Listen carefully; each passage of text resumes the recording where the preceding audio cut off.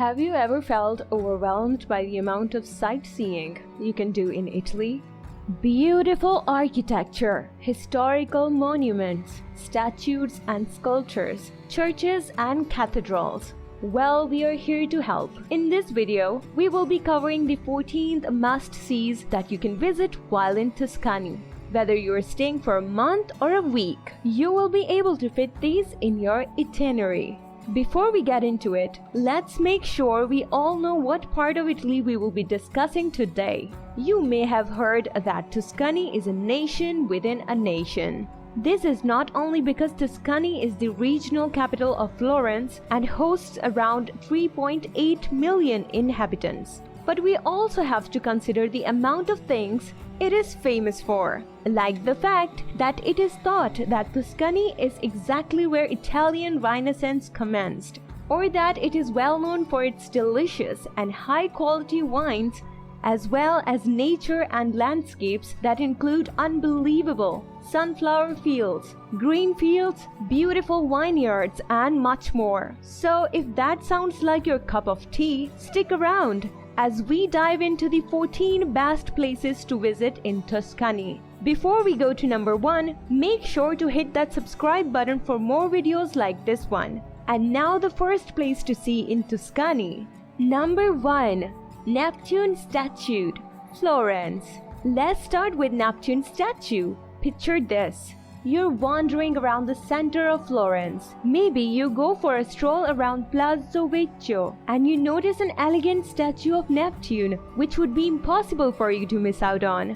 By the way, this sculpture is in the center of a fountain designed by the Renaissance artist Baccio Bandinelli from the year of 1560 to 1574. However, the job was assigned to Bartolomeo Amanati after Bandinelli's death. It was created in celebration of the marriage of the second Grand Duke of Tuscany Francesco de' Medici and Grand Duchess Joanna of Austria. As Neptune is the god of all waters, they decided to depict him in the center of the fountain to also highlight the fact that Italy has fresh, clean water available in the city. Number 2. Cathedral of Santa Maria del Fiore, Florence. Next up, we have the Cathedral of Santa Maria del Fiore, also known as the Florence Cathedral. This is what a lot of people think of first when mentioning Florence. This elegant and breathtaking cathedral was built in a Gothic style by the Italian architect Arnolfo di Cambio at the end of the 13th century. It took around 100 years of construction and several architects such as Filippo Brunelleschi and Emilio de Fabris to finalize. We recommend admiring the cathedral's exterior design, but also make sure to take a walk inside to fully experience the beauty of this masterpiece. It is also a part of the UNESCO World Heritage Site and is the biggest brick cathedral ever to have been built. Number 3. The Leaning Tower of Pisa. Okay, we have all seen some amazingly creative photos of tourists leaning against the Pisa Tower, or holding it, or pushing it, or blowing it. We have all been there. But do we know the history of Pisa, or why on earth it's not standing up straight? Well, the answer to that is simple. The construction just did not go as planned. A poor and unstable foundation resulted in this gorgeous bell tower to tilt 4 degrees during the construction period in the 12th century. And we don't even know who to blame, as the building's exact architect is unknown. Who would have thought that a very unorganized project would turn into an iconic tourist attraction? Number 4. San Gimignano. Moving on to a more stable and not so tilt must-see, the historic center of San Gimignano is for the ones out there who enjoy long walks in nature with a little touch of history as well. This Italian town is full of green rolling hills and terracotta rooftops, suggesting a true and authentic Italian vacation. In the heart of the city, you will be able to explore medieval architecture, such as Duomo di San Gimignano or Cathedral of San Gimignano, which was originally built in the 10th century. This Renaissance-style cathedral is full of paintings by famous artists today, so make sure to explore it fully and immerse yourself into the member of the UNESCO World Heritage Site. Number 5. Val d'Orcia. This Tuscan nature preserve seems too good to be true. The magical Val d'Orcia or Val d'Orcia is a 600 square kilometer landscape stretching from the south of the Italian city Siena to Monte Amiata, an ancient volcano also known as Amiata Mountain. It can be spotted clearly on sunny days even from as far as 80 kilometers. In the year of 2004, Val d'Orcia was also added to the list of UNESCO's World Heritage Sites. This incredible location has been featured in many films, such as the Italian classic Eight Half by Federico Fellini, as well as the 1996 Anthony Minghella film The English Patient. Number 6. Piazza del Combo, Siena. Now let's talk about the city of Siena. Here you will be able to find one of the greatest medieval squares, Piazza del Combo. This 13th century piazza has a brick pavement divided into 9 different parts, which can be clearly seen when looking from above. These sections are thought to be a nod to the rule of Noveschi, Italian for the Nine, which was an oligarchy ruling the city of Siena in 13th and 14th centuries. This piazza is a must-see when visiting Tuscany, especially from the bell tower in order to experience the full view. Number 7. Volterra. Another exceptional town in the southwest of Florence is known as Volterra. It is known for its medieval, Roman, and Etruscan architecture at the same time.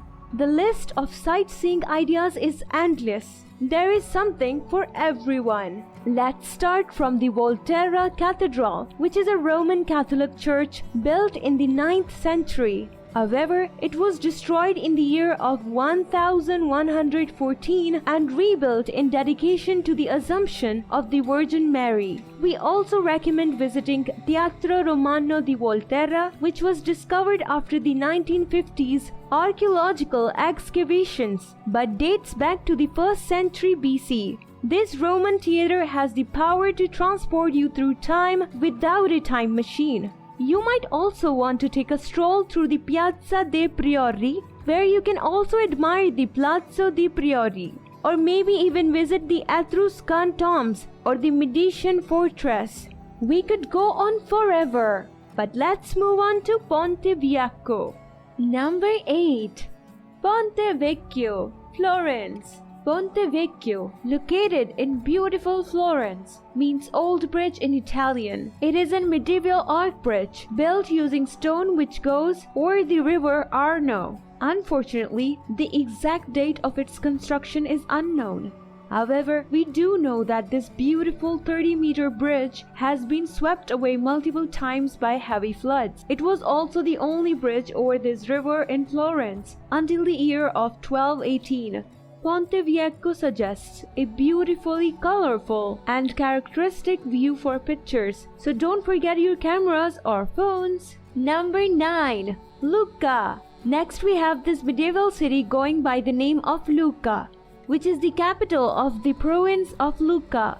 This central Italian town offers squares, palaces, museums, churches, and much more to visit.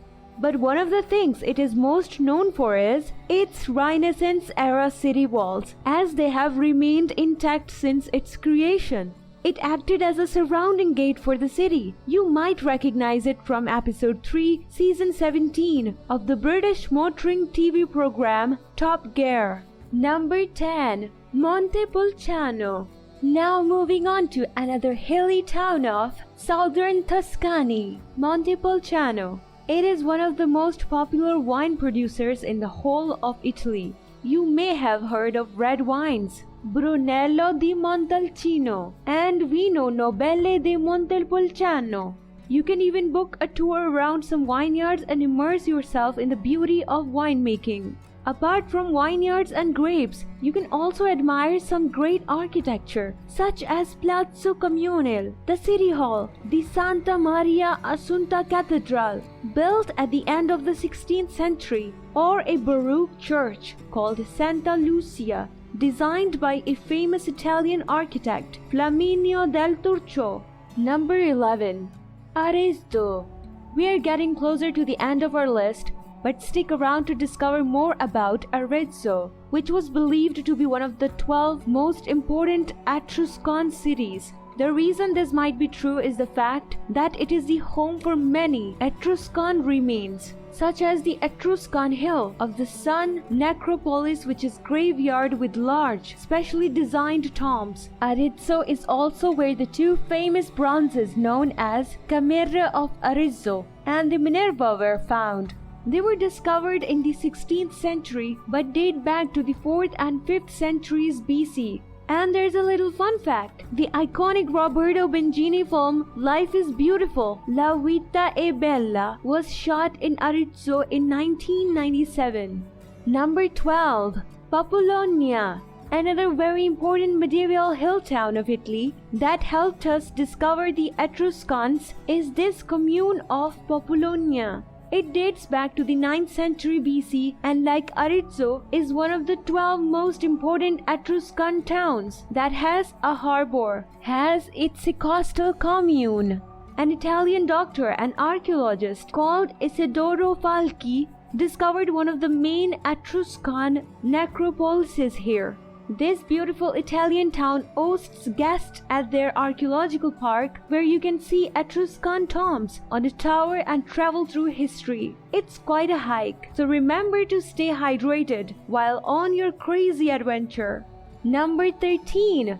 Uffizi, Florence. If you are an art lover, Uffizi should be your number one destination when visiting Florence. This gallery is the home to some of the biggest and greatest Italian artists' works, such as Botticelli's Birth of Venus, The Annunciation by Leonardo da Vinci, Michelangelo's Holy Family and the High Renaissance, Rembrandt portraits, and much more.